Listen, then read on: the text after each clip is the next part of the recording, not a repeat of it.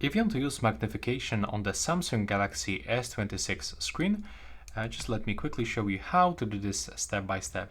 So you have to open the settings, but you will just start from this screen.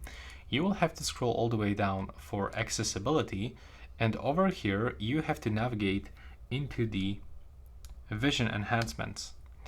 And right now just go for this one, magnification, and right now enable that magnification shortcut, and you can pick the magnification shortcut. In my case, the triple tap screen is pretty good, and it works like this. You have to quickly triple tap on any part of the screen that you want to zoom in, and now you can move this pinch in and pinch out gesture to zoom in or zoom out.